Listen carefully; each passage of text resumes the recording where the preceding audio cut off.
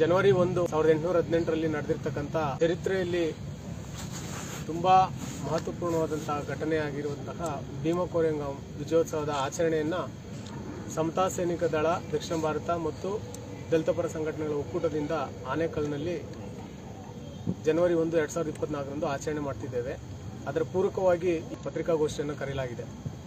ನಮ್ಮ ಜೊತೆ ನಮ್ಮ ಸಮತಾ ಸೈನಿಕ ದಳದ ರಾಷ್ಟ್ರೀಯ ಸಂಚಾಲಕರಾದಂತಹ ಸುನಿಲ್ ಸಾರಿಪುತ್ತ ಸರ್ ಇದ್ದಾರೆ ಮತ್ತು ಮಹಿಳಾ ಸಂಚಾಲಕರಾದಂತಹ ಮಾರ್ಷಲ್ ತ್ರಿಪುರ ಸುಂದರಿ ಮೇಡಮ್ ಅವರಿದ್ದಾರೆ.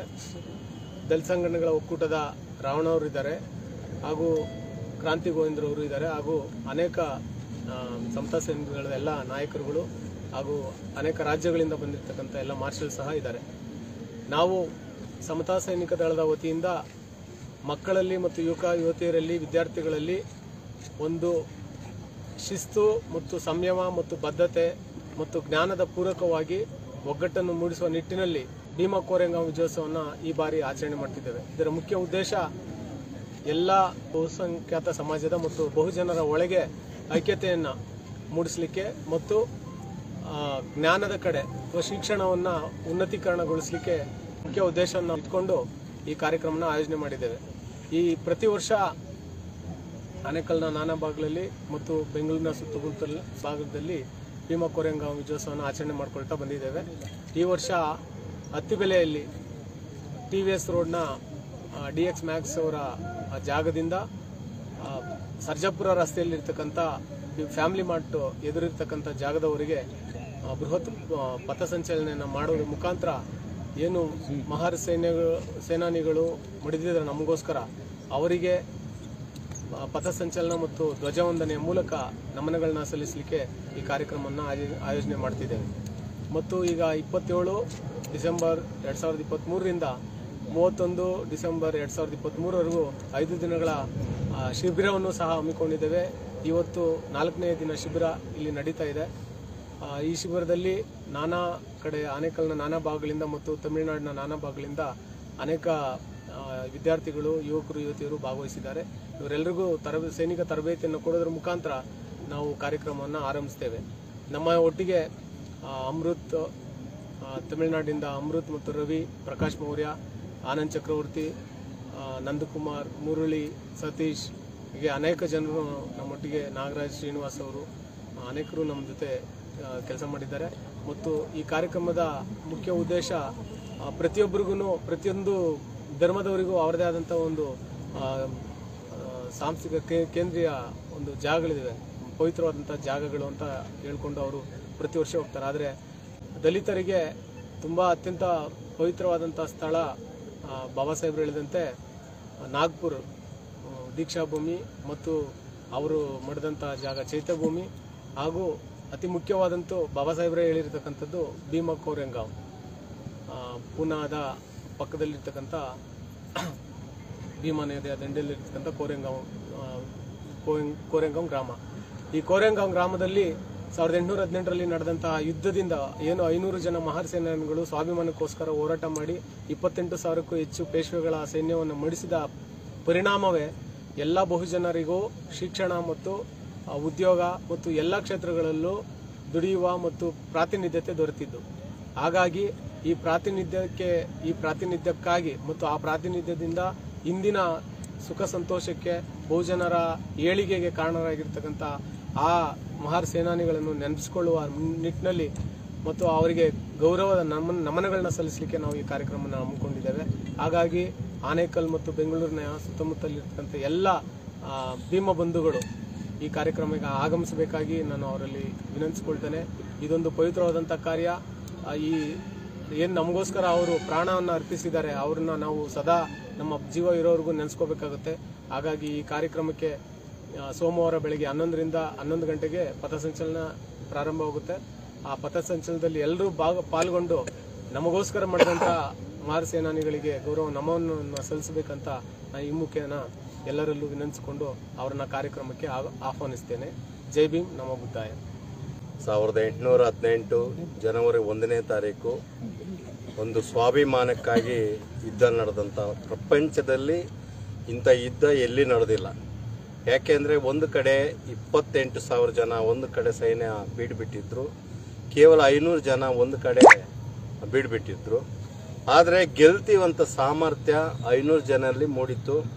ಅದರಲ್ಲಿ ಭಾಳ ಧೈರ್ಯವಾಗಿ ಏನಾದ ಈ ಸ್ಟೆಂಡನ್ ಅಂತ ಕ್ಯಾಪ್ಟನ್ನು ಅಷ್ಟು ಇವರಿಗೆ ಮಹಾರ್ ಸೈನಿಕರಿಗೆ ಒಂದು ಚೈತನ್ಯವನ್ನು ಧೈರ್ಯವನ್ನು ಕೊಟ್ಟಿದ್ರು. ಅದರಲ್ಲಿ ಎಕ್ಸ್ಪೋರ್ಟ್ ಆಗಿ ಪೀಸ್ ಮಾಲ್ ಫಿರಂಗಿಗಳನ್ನು ಅದ್ರ ಭಾಳ ಎಕ್ಸ್ಪೋರ್ಟ್ ಮಾಡಿದ್ರು. ಇವರಿಬ್ಬರ ಧೈರ್ಯದಿಂದ ಸಿದ್ದನಾಕ ಯುದ್ಧವನ್ನು ಘೋಷಣೆ ಮಾಡಿ ಆದರೆ ಬೆಳಗ್ಗೆ 8:00 ಪ್ರಾರಂಭ ಆದಂಥ ಯುದ್ಧ ರಾತ್ರಿ 10 ಗಂಟೆವರೆಗೂ ನಡೆದಂಥ ಯುದ್ಧದಲ್ಲಿ ಕೇವಲ 21 ಜನ ಮಾತ್ರ ಮಹಾರ್ ಸೈನಿಕರಲ್ಲಿ ಸತ್ತಿದ್ರು. ಆದರೆ 28,000 ಜನ ಒಬ್ಬೊಬ್ಬರು 60 ತಲೆಗಳನ್ನು ಚೆಂಡಾಡೋದ್ರ ಮುಖಾಂತರ ಈ ದೇಶಕ್ಕೆ ಕೋರೆಗಾಂವ್ ಯುದ್ಧವನ್ನು ಸಾರಿದಂಥ ದಿನವನ್ನು ಬಾಬಾ ಸಾಹೇಬ್ ಅಂಬೇಡ್ಕರ್ ಈ ಚರಿತ್ರೆಯನ್ನು ಕೊಲಂಬಿಯಾ ಯೂನಿವರ್ಸಿಟಿಯಲ್ಲಿ ಓದಿದಾಗ ಅವರು 1926ರಲ್ಲಿ ಒಂದು ಘಟನೆ ನಡೆಯುತ್ತೆ. ಬ್ರಿಟಿಷ್ ಸರ್ಕಾರ 11,000 ಜನಕ್ಕೆ ಪೊಲೀಸ್ ಉದ್ಯೋಗವನ್ನು ಘೋಷಣೆ ಮಾಡಿದ್ರು. ಅದನ್ನು ಬ್ಯಾನ್ ಮಾಡ್ತಾರೆ ಈ ದೇಶದಲ್ಲಿ. ಆಗ ಬಾಬಾ ಸಾಹೇಬ್ ಅಂಬೇಡ್ಕರ್ ಅವರು ಸಮತಾ ಸೈನಿಕ ದಳ ಅಂತೇಳಿ ಸಮಾಜವನ್ನು ಕಟ್ಟುವಂಥ ಸಾಮರ್ಥ್ಯ ನಮ್ಮ ಜನರಲ್ಲಿ ಇದ್ದಾರೆ ಅಂತೇಳಿ ಆ ಸಮತಾ ಸೈನಿಕ ದಳವನ್ನು ಕಟ್ಟಿ ಈ ಬ್ರಿಟಿಷ್ ಸರ್ಕಾರದಲ್ಲಿ ನಮಗೂ ಕೂಡ ಉದ್ಯೋಗ ಮತ್ತು ಮಿಲಿಟರಿ ಪೊಲೀಸ್ ಉದ್ಯೋಗ ಕೊಡಬೇಕು ಅಂತೇಳಿ ಈ ಏನು ಯುದ್ಧದ ಚರಿತ್ರೆಯನ್ನೆಲ್ಲ ಬ್ರಿಟಿಷ್ ಸರ್ಕಾರ ಅಧಿಕಾರಿಗಳಿಗೆ ಹೇಳಿದಾಗ ಅವಳಿಗೆ ಆಶ್ಚರ್ಯ ಆಗಿ ಸ್ಥಳದಲ್ಲೇ ಬಾಬಾ ಸಾಹೇಬ್ ಅಂಬೇಡ್ಕರ್ ಅವರು 1927 ಜನವರಿ 1ನೇ ತಾರೀಕು 11,000 ಜನಕ್ಕೆ ಉದ್ಯೋಗ ಕೊಡಿಸಿರೋಂಥ ದಾಖಲೆ ಈ ದೇಶದಲ್ಲಿ ಇವತ್ತು ಕೂಡ ಇತಿಹಾಸದಲ್ಲಿದೆ. ಅಂಥವರ ಇತಿಹಾಸದನ್ನ ಬಾಬಾ ಸಾಹೇಬ್ ಅಂಬೇಡ್ಕರ್ ಅವರು ಈ ಯುದ್ಧ ನಡೆದಿಲ್ಲ ಅಂದಿದ್ರೆ ಇಲ್ಲಿ ಸ್ವಾಭಿಮಾನ ಹುಡ್ತಾ ಇರಲ್ಲ. ಇಲ್ಲಿ ಎಲ್ಲರೂ ಕೂಡ ಇವತ್ತು ಏನು ಬ್ರಿಟಿಷ್ ಸರ್ಕಾರ ಇಲ್ಲಿ ಉಳಿಕೊಂಡಿಲ್ಲ ಅಂದ್ರೆ ಲಾರ್ಡ್ ಲೋಧಿ ಅವರು ಸ್ಕೂಲ್ ತೆಗೆದಿರೋದ್ರಿಂದ 1835ರಲ್ಲಿ ಲಾರ್ಡ್ ಮೆಕಾಲೆ ಅವರು ಸ್ಕೂಲ್ ತೆಗೆದ್ರು. ಆ ಸ್ಕೂಲಲ್ಲಿ ಮಹಾತ್ಮ ಜ್ಯೋತಿಬಾ ಫುಲೆ, ಸಾವಿತ್ರಿಬಾ ಫುಲೆ ಶಾಲೆಯನ್ನು ಕಲಿಯೋದ್ರ ಮುಖಾಂತರ ಈ ದೇಶಕ್ಕೆ ಅಂಟರ್ ಕಮಿಷನ್ ಮುಖಾಂತರ ಇಡೀ ದೇಶಕ್ಕೆ 1882ರಲ್ಲಿ ಎಲ್ಲರಿಗೂ ಕೂಡ ಸಮಾನ ಶಿಕ್ಷಣವನ್ನು ಕೊಡಿಸಿದಂಥ ಕೀರ್ತಿ ಮಹಾತ್ಮ ಜ್ಯೋತಿಬಾ ಫುಲೆ ಅವರಿಗೆ ಸಲ್ಲಬೇಕಾಗಿದೆ. ಅದಕ್ಕಾಗಿ ಯುದ್ಧವೇ ನಮಗೆ ಪ್ರೇರಣೆ ಆಗಿದೆ. ಆ ಯುದ್ಧವನ್ನು ನಾವು ಜನವರಿ 1ನೇ ತಾರೀಕು ಇವತ್ತು ಎಲ್ಲರೂ ಕೂಡ ಅದನ್ನ ಬೇರೆ ರೀತಿಯಲ್ಲಿ ಜೂಜು ಬೇರೆ ತರ ಕುಡಿತದಲ್ಲಿ ಸಂತೋಷವನ್ನು ವ್ಯಕ್ತಪಡ್ತಾರೆ. ಆದರೆ ಇವತ್ತು ನಾವು ಈ ದೇಶದಲ್ಲಿ ಧೈರ್ಯವಾಗಿ ಓಡಾಡೋದಕ್ಕೆ ಅವಕಾಶ ಮಾಡಿಕೊಟ್ಟಂತ ವೀರ ಯೋಧರಿಗೆ ನಾವು ಪ್ರತಿ ವರ್ಷ ಈ ಆನೇಕಲ್ ತಾಲೂಕಲ್ಲಿ ಪ್ರತಿ ಹಂತಕ್ಕೆ ಹೆಚ್ಚು ಭೀಮಾ ಸೈನಿಕರನ್ನ ಸೇರಿಸೋದ್ರ ಜೊತೆಗೆ ಜನರಲ್ಲಿ ಜಾಗೃತಿ ಮೂಡಿಸೋದ್ರಲ್ಲಿ ಹೆಣ್ಮಕ್ಳಲ್ಲಿ ಜಾಗೃತಿ ಮೂಡಿಸೋದ್ರಲ್ಲಿ ಶಿಸ್ತನ್ನ ಕಾಪಾಡೋದ್ರಲ್ಲಿ ಬಹಳ ಯಶಸ್ವಿಯನ್ನ ಕೊಂಡಿರೋದು ಸಮತಾ ಸೈನಿಕ ದಳ ಅಂತೇಳಿ ಬಾಬಾ ಸಾಹೇಬ್ ಅಂಬೇಡ್ಕರ್ ಯಾವ ಸಮತಾ ಸೈನಿಕ ದಳವನ್ನ ಕೊಟ್ಟಿದ್ರೋ ಅದನ್ನು ಕೂಡ ಇವತ್ತು 2024ರಂದು ನಾವೆಲ್ಲರೂ ಕೂಡ ಸಮಾನತೆಯನ್ನು ಸಾರ್ತೀವಿ, ಇದನ್ನು ಯಶಸ್ವಿಗೊಳಿಸ್ತೀವಿ. ಅವರಿಗೆ ವೀರ ಯೋಧರಿಗೆ 21 ಜನಕ್ಕೆ ನಾವು ಸಲಾಮನ್ನ ಅಂದ್ರೆ ಭೀಮ್ ಸಲಾಮನ್ನ ಸಲ್ಲಿಸ್ತೀವಿ. ಅದಕ್ಕಾಗಿ ಆನೇಕಲ್ ತಾಲೂಕಿನ ಎಲ್ಲಾ ಪ್ರಗತಿಪರರು, ಇದು ಒಂದು ಕಮ್ಯುನಿಟಿಗೆ ಸೀಮಿತ ಅಲ್ಲ, ಬಹುಜನರು ಎಲ್ಲಾ ಜಾತಿಯ ಸಮುದಾಯದವರು ಈ ಕಾರ್ಯಕ್ರಮಕ್ಕೆ ಭಾಗವಹಿಸಬೇಕಾಗಿದೆ. ಇದು ಸಮಾನತೆಯ ಸಮತಾ ಸೈನಿಕ ದಳ, ಐಕ್ಯತೆಯನ್ನು ಕಾಪಾಡುವಂತ ಸಮತಾ ಸೈನಿಕ ದಳ.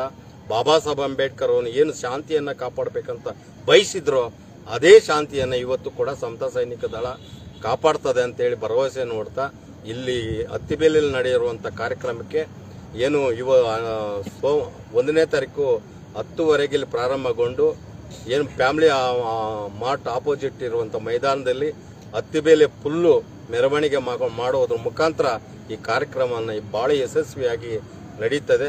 ಅದಕ್ಕೆಲ್ಲರೂ ಕೂಡ ಸಹಕರಿಸಬೇಕು ಅಂತೇಳಿ ಮೊದಲನೇದಾಗಿ ಈ ಕಾರ್ಯಕ್ರಮ ಆಗಬೇಕಾದ್ರೆ ನಿಮ್ಮ ಮಾಧ್ಯಮವರೇ ಬಹಳ ಪ್ರಮುಖ, ನೀವು ಕೂಡ ನಮ್ಮೊಂದಿಗೆ ಸಹಕರಿಸಬೇಕು ಅಂತೇಳಿ ಹೇಳ್ತಾ ನನ್ನ ಮಾತುಗಳನ್ನು ಮುಗಿಸ್ತೀನಿ. ಜೈ ಭೀಮ್, ಜೈ ಭಾರತ್. ಜೈ ಭೀಮ್. ಏನು ಜನವರಿ 1, 2024ರಂದು ಆನೇಕಲ್ ತಾಲೂಕಿನಲ್ಲಿ ಭೀಮಾ ಕೋರೆಗಾಂವ್ ವಿಜಯೋತ್ಸವವನ್ನು ಆಚರಣೆ ಮಾಡ್ತಾ ಇದ್ದೀವಿ. ಕಳೆದ 2016ನೇ ಇಸ್ವಿಯಿಂದ ಸಹ ಇಲ್ಲಿ ನಿರಂತರವಾಗಿ ಪ್ರತಿ ವರ್ಷವೂ ಸಹ ಭೀಮಾ ಕೋರೆಗಾಂವ್ ವಿಜಯೋತ್ಸವವನ್ನು ಆಚರಣೆ ಮಾಡ್ತಾ ಇದ್ದೀವಿ.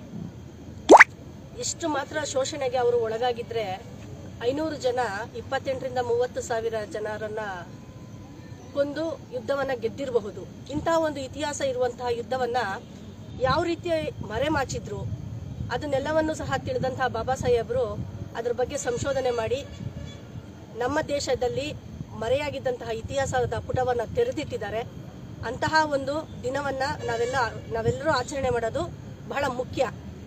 ಯಾಕಂತಂದ್ರೆ ಇಂದಿನ ಈ ಕಾಲಘಟ್ಟದಲ್ಲಿ ಜನವರಿ 1 ಅಂತ ಹೇಳಿದ್ರೆ ಡಿಸೆಂಬರ್ 31ನೇ ತಾರೀಕೆ ಎಲ್ಲೋ ಪಾರ್ಟಿ ಮಾಡಬೇಕು, ಕುಡಿಬೇಕು, ಚೆನ್ನಾಗಿ ಬಿರಿಯಾನಿ ಮಾಡ್ಕೊಂಡು ತಿನ್ಬೇಕು, ಒಳ್ಳೆ ಬಟ್ಟೆ ಹಾಕ್ಬೇಕು, ದೇವಸ್ಥಾನಗಳಿಗೆ ಹೋಗ್ಬೇಕು, ಟ್ರಿಪ್ ಹೋಗ್ಬೇಕು, ಇದೆಲ್ಲ ಮಾಡ್ತಾರೆ. ಇವತ್ತಿದೆಲ್ಲ ನಾವು ಅನುಭವಿಸ್ತಾ ಇದ್ದೀವಿ ಅಂದ್ರೆ ಅದಕ್ಕೆ ಮೂಲ ಯಾವುದು? ಅದಕ್ಕೆ ನಾವು ಮೂಲ ಹುಡುಕ್ತಾ ಹೋದ್ರೆ ನಿಜವಾಗ್ಲೂ ಎಷ್ಟೋ ಶೋಷಿತ ವರ್ಗಗಳು, ಜಾತಿ ಇಲ್ಲಿ ಬೇಕಾಗಿಲ್ಲ, ಶೋಷಿತರು ಎಲ್ಲಾ ಜಾತಿ ಜನಾಂಗದಲ್ಲೂ ಇದ್ದಾರೆ. ಶೋಷಿತರು ಅನ್ನೋರು ಇವತ್ತು ಮೇಲೆ ಬಂದು ಒಳ್ಳೆ ಒಂದು ಆಡಂಬರ, ಒಳ್ಳೆ ಒಂದು ಬಟ್ಟೆ ಹಾಕ್ತಾ ಇದ್ದಾರೆ, ಒಳ್ಳೆ ಹಣವಂತರಾಗಿದ್ದಾರೆ, ಉತ್ತಮವಾದ ಪರಿಸ್ಥಿತಿನಲ್ಲಿ ಬದುಕ್ತಾ ಇದ್ದಾರೆ ಅಂದ್ರೆ ಅದಕ್ಕೆ ಮೂಲ ಕಾರಣ ಭೀಮಾ ಕೋರೆಗಾಂವ್ ಯುದ್ಧನೇ. ಅಂತಹ ಒಂದು ಯುದ್ಧವನ್ನ ಆಚರಣೆ ಮಾಡೋದು ನಮ್ಮೆಲ್ಲರ ಒಂದು ಕರ್ತವ್ಯ ಅಂತ ನಾನು ಭಾವಿಸ್ತೇನೆ. ಈ ಬಾರಿ ಆನೇಕಲ್ ತಾಲೂಕಿನಲ್ಲಿ ಅತ್ತಿಬೆಲೆಯಲ್ಲಿ ಈ ಕಾರ್ಯಕ್ರಮವನ್ನ ಮಾಡಬೇಕು ಅಂತ ಹೇಳಿ ಎಲ್ಲಾ ಪ್ರಮುಖರು ಸಹ ಸೇರಿ ಹಿಂದೆನೆ ತೀರ್ಮಾನ ಮಾಡದಂತೆ ಕಳೆದ 27ನೇ ತಾರೀಕಿಂದ ಇಲ್ಲಿ ಸೇನಾ ತರಬೇತಿ ಕೂಡ ನಡೀತಾ ಇದೆ. ಸಮತಾ ಸೈನಿಕ ದಳದ ಸೇನಾ ಮಕ್ಕಳಿಗೆ ಸೇನಾ ತರಬೇತಿ ಕೂಡ ನಡೀತಾ ಇದೆ. ಈ ಭಾಗದಲ್ಲಿ ಈ ಕಾರ್ಯಕ್ರಮ ಮಾಡ್ತಾ ಇರೋದು ನಿಜವಾಗ್ಲೂ ನಮ್ಗೆ ಸಂತೋಷ ಅನ್ಸುತ್ತೆ. ಯಾಕೆಂತಂದ್ರೆ ಅವಕಾಶಗಳು ಎಲ್ರಿಗೂ ಸಿಕ್ಕಲ್ಲ. ಇಂತಹ ಒಂದು ಕಾರ್ಯಕ್ರಮದಲ್ಲಿ ಭಾಗಿಯಾಗೋದಕ್ಕೆ ಬಾಬಾ ಸಾಹೇಬರೇ ಸ್ಥಾಪಿಸಿರುವಂತಹ ಸಮತಾ ಸೈನಿಕ ದಳದಲ್ಲಿ ನಾವೆಲ್ಲರೂ ಭಾಗಿಯಾಗಿ ಒಂದು ಸಂದೇಶವನ್ನ ಈ ದೇಶಕ್ಕೆ, ಇತಿಹಾಸದಲ್ಲಿ ಮರೆತಿರುವಂತಹ ವಿಚಾರವನ್ನ ಪ್ರಚಾರ ಮಾಡೋ ಒಂದು ಅವಕಾಶ ನಮಗೆ ಸಿಕ್ಕಿರೋದು ನಿಜವಾಗ್ಲೂ ನಮ್ಮಗಳ ಭಾಗ್ಯ ಅನ್ಸುತ್ತೆ. ಈ ಒಂದು ಕಾರ್ಯಕ್ರಮಕ್ಕೆ ದಯಮಾಡಿ ನಮ್ಮ ತಾಲೂಕಿನ ಎಲ್ಲಾ ಪ್ರಮುಖರು, ಗಣ್ಯರು, ಹೋರಾಟಗಾರರು, ಯುವಕರು, ಕಾರ್ಮಿಕ ವರ್ಗದವರು, ಶೋಷಿತರು ಭಾಗವಹಿಸಬೇಕು ಈ ಕಾರ್ಯಕ್ರಮದಲ್ಲಿ. ಈ ಕಾರ್ಯಕ್ರಮದ ಮೊದಲನೇ ಹಂತ ಅತ್ತಿಬೆಲೆಯಿಂದ TVS ರಸ್ತೆಯಲ್ಲಿ ಇರುವಂತಹ DS ಮ್ಯಾಕ್ಸ್ ಪ್ರಾಪರ್ಟೀಸ್ ಏನಿದೆ ಇಲ್ಲಿಂದ ಶುರು ಆಗುತ್ತೆ ಪಥಸಂಚಲನ. ಇಲ್ಲಿಂದ ಶುರುವಾಗಿ ಅತ್ತಿಬೆಲೆಯ ಸರ್ಕಲ್ನಿಂದ ಮುಂದುವರೆದು ಸರ್ಜಾಪುರ ರಸ್ತೆಯಲ್ಲಿರುವಂತಹ ಫ್ಯಾಮಿಲಿ ಬಿಗ್ ಮಾರ್ಟ್ ಎದುರುಗಡೆ ಇರುವಂತಹ ಮೈದಾನ ಏನಿದೆ ಅಲ್ಲಿ ಕಾರ್ಯಕ್ರಮದ ಧ್ವಜವಂದನೆ ಇರ್ತದೆ. ಅಲ್ಲಿ ಸೇನಾನಿಗಳಿಗೆ ನಾವು ಸೆಲ್ಯೂಟೇಷನ್ ಮಾಡೋದು ಇರ್ತದೆ. ಹಾಗಾಗಿ ಹೆಚ್ಚಿನ ಸಂಖ್ಯೆಯಲ್ಲಿ ನಮ್ಮ ಅತ್ತಿಬೆಲೆ ಭಾಗದ ಎಲ್ಲಾ ಪ್ರಮುಖ ಮುಖಂಡರು, ಹೋರಾಟಗಾರರು, ಯುವಕರು, ಯುವತಿಯರು ಹಾಗೂ ಎಲ್ಲಾ ವರ್ಗದವರು ಸಹ ಭಾಗವಹಿಸಿ ಈ ಕಾರ್ಯಕ್ರಮದಲ್ಲಿ ಪಾಲ್ಗೊಂಡು ಈ ಇತಿಹಾಸವನ್ನ ನಮ್ಮ ರಾಜ್ಯಕ್ಕೆ ಅಲ್ಲ ಇಡೀ ದೇಶಕ್ಕೆ ತೋರಿಸುವಂತ ಕಾರ್ಯಕ್ರಮ ನಮ್ಮ ಅತ್ತಿಬೆಲೆ ಭಾಗದಲ್ಲಾಗ್ಲಿ. ಈ ಒಂದು ಏನಿವತ್ತು ನಾವು ಪತ್ರಿಕಾ ಮಾಧ್ಯಮದ ಮೂಲಕ ಈ ವಿಚಾರವನ್ನ ತಿಳಿಸಕ್ಕೆ ಇವತ್ತು ನಾವು ಬಂದಿದ್ದೀವಿ. ಹಾಗಾಗಿ ಪತ್ರಿಕಾ ಮಾಧ್ಯಮದವರಿಗೆಲ್ಲರಿಗೂ ಸಹ ಸಮತಾ ಸೈನಿಕ ದಳ ಹಾಗೂ ದಲಿತ ಮತ್ತು ಪ್ರಗತಿಪರ ಹೋರಾಟಗಾರರ ಪರವಾಗಿ ತಮಗೆಲ್ಲರಿಗೂ ಧನ್ಯವಾದಗಳನ್ನ ತಿಳಿಸ್ತೀನಿ. ಜೈ ಭೀಮ್. ಈ ದೇಶದಲ್ಲಿ ಭೂಮಿಗಾಗಿ, ಹೆಣ್ಣಿಗಾಗಿ ಅದೆಷ್ಟೋ ಸಿಪಾಯಿ ದಂಗೆಗಳು ನಡೆದಿದ್ದಾವೆ. ಆದರೆ ಸ್ವಾಭಿಮಾನಕ್ಕಾಗಿ, ಈ ದೇಶದ ಪ್ರತಿಯೊಂದು ಪ್ರಜೆಯ ಸ್ವಾಭಿಮಾನಕ್ಕಾಗಿ 1818ರಲ್ಲಿ ನಡೆದಂಥ ಭೀಮಾ ಕೋರೆಗಾಂವ್ ವಿಜಯೋತ್ಸವ ಆಚರಣೆ ಮಾಡಲಿಕ್ಕೆ ಜನವರಿ 1ನೇ ತಾರೀಕು ಇಲ್ಲಿ ಸಮತಾ ಸೈನಿಕ ದಳ, ದಕ್ಷಿಣ ಭಾರತದ ಸಮತಾ ಸೈನಿಕ ದಳದಿಂದ ಸುಮಾರು 100-150 ವಿದ್ಯಾರ್ಥಿಗಳಿಗೆ ತರಬೇತಿಯನ್ನು ಕೊಡ್ತಾ ಆ ವೀರ ಮರಣವನ್ನಪ್ಪದಂತ ಕೋರೆಗಾಂವ್ ಯುದ್ಧದಲ್ಲಿ ವೀರ ಮರಣವನ್ನಪ್ಪದಂತ ವೀರ ಯೋಧರಿಗೆ ನಮನಗಳನ್ನು ಸಲ್ಲಿಸೋದಕ್ಕೋಸ್ಕರ ತರಬೇತಿಯನ್ನು ತಗೊಂಡಿದ್ದಾರೆ. ಆ ವಿಜಯೋತ್ಸವ ಆಚರಣೆ ಮಾಡೋದಕ್ಕೆ ಶುಭ ಕೋರ್ತಾ ಇದ್ದೀವಿ. ಏನು 1818ರಲ್ಲಿ ಭೀಮಾ ಕೋರೆಗಾಂವ್ ಯುದ್ಧವನ್ನ ನಡೆದು ಆವತ್ತು ಏನು 21 ಜನ ಸೈನಿಕರು ವೀರಮರಣವನ್ನು ಅಪ್ಪಿದ್ದಾರೆ, ಅವರ ನಮನಗಳನ್ನು ಸಲ್ಲಿಸಲಿಕ್ಕೆ ಇವತ್ತು ಆನೇಕಲ್ ಭಾಗದಲ್ಲಿ ಸಮತಾ ಸೈನಿಕ ದಳ, ಇಡೀ ದಕ್ಷಿಣ ಭಾರತದ ಸಮತಾ ಸೈನಿಕ ದಳ ಒಂದು ಇವತ್ತು 100ರಿಂದ 200 ಮಕ್ಕಳಿಗೆ ತರಬೇತಿಯನ್ನು ಕೊಟ್ಟು ಒಂದು ಪಥಸಂಚಲನ ಕಾರ್ಯಕ್ರಮದ ಮೂಲಕ ಭೀಮಾ ಕೋರೆಗಾಂವ್ನ ಮಡಿದಂಥ ಯೋಧರಿಗೆ ನಮನಗಳನ್ನು ಸಲ್ಲಿಸಲಿಕ್ಕಂತ ಒಂದು ಬೃಹತ್ತಾದಂಥ ಒಂದು ಕಾರ್ಯಕ್ರಮ ಹಮ್ಮಿಕೊಂಡಿದೆ. ಈ ಕಾರ್ಯಕ್ರಮ ಹೊಸ ವರ್ಷ ಅಂತ ಬಹುಶಃ ಎಲ್ಲರೂ ಸಹ ಹೊಸ ವರ್ಷ ಅಂದ್ಕೊಂಡಿರ್ಬೋದು. ಆದರೆ ಈ ದೇಶದ ಇತಿಹಾಸದಲ್ಲಿ ದಲಿತರ ಸ್ವಾಭಿಮಾನವನ್ನ ಪಡೆದಂಥ ದಿನ, ದಲಿತರ ವಿಜಯೋತ್ಸವ. ಹಂಗಾಗಿ ಈ ಕಾರ್ಯಕ್ರಮದಲ್ಲಿ ಈ ತಾಲೂಕಿನ ದಲಿತ ಮತ್ತು ಪ್ರಗತಿಪರ ಅನೇಕ ಸಂಘಟನೆಯ ನಾಯಕರುಗಳು ಮತ್ತೆ ಎಲ್ಲ ಯುವ ಮುಖಂಡರುಗಳು, ಯುವ ಕಾರ್ಯಕರ್ತರುಗಳು, ಸಮುದಾಯದ ಯುವಕರು ಈ ಹೋರಾಟದಲ್ಲಿ ಅಥವಾ ಈ ಕಾರ್ಯಕ್ರಮದಲ್ಲಿ ಭಾಗವಹಿಸಿ ಭೀಮಾ ಕೋರೆಗಾವಿನಲ್ಲಿ ಮಡಿದಿರತಕ್ಕಂಥ ವೀರ ಯೋಧರಿಗೆ ನಮನಗಳನ್ನು ಸಲ್ಲಿಸಬೇಕಂತ ತಮ್ಮಲ್ಲಿ ಮನವಿಯನ್ನ ಮಾಡಿಕೊಳ್ತಾ ಇದ್ದೀವಿ. ಈ ಕಾರ್ಯಕ್ರಮ ಏನು ಒಂದು ಬೃಹತ್ ಆದಂತಹ ಒಂದು ಪಥಸಂಚಲನವಿದೆ. ಈ ಪಥಸಂಚಲನದಲ್ಲಿ ಇವತ್ತಿನ ಯುವಕರು ದೇಶದಲ್ಲಿ ಅನೇಕ ಯುವಕರು ಮದ್ಯವ್ಯಸನಿಗಳಾಗ್ತಾ ಇದ್ದಾರೆ. ಅವರ ಇತಿಹಾಸವನ್ನ ತಿಳ್ಕೊಳ್ಬೇಕು. ಬಾಬಾ ಸಾಹೇಬರು ಒಂದು ಮಾತನ್ನ ಹೇಳಿದ್ರು, ಇತಿಹಾಸವನ್ನ ಸೃಷ್ಟಿ ಮಾಡತಕ್ಕಂಥವರಾಗಬೇಕು, ಹಾಗಾಗಿ ಇತಿಹಾಸವನ್ನು ತಿಳ್ಕೊಳ್ಬೇಕು ಅಂತ ಬಾಬಾ ಸಾಹೇಬರು ಹೇಳಿದ್ರು.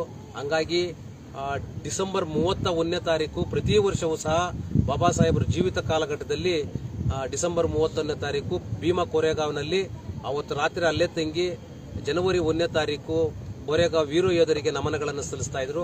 ಹಂಗಾಗಿ ಬಾಬಾ ಸಾಹೇಬರ ಆದರ್ಶವನ್ನ ಮತ್ತು ಬಾಬಾ ಸಾಹೇಬರ ಸೈದ್ಧಾಂತಿಕ ನೆಲೆಗಟ್ಟಿನ ಮೇಲೆ ಚಳುವಳಿಯನ್ನ ಕಟ್ಟತಕ್ಕಂಥ ಎಲ್ಲ ನಾಯಕರುಗಳು ಈ ಪಥಸಂಚಲನದಲ್ಲಿ ಭಾಗವಹಿಸಿ ಯಶಸ್ವಿಗೊಳಿಸಬೇಕಂತೇಳಿ ತಾಲೂಕಿನ ಜನತೆಯಲ್ಲಿ ಮನವಿಯನ್ನು ಮಾಡಿಕೊಳ್ತಾ ಇದ್ದೀವಿ.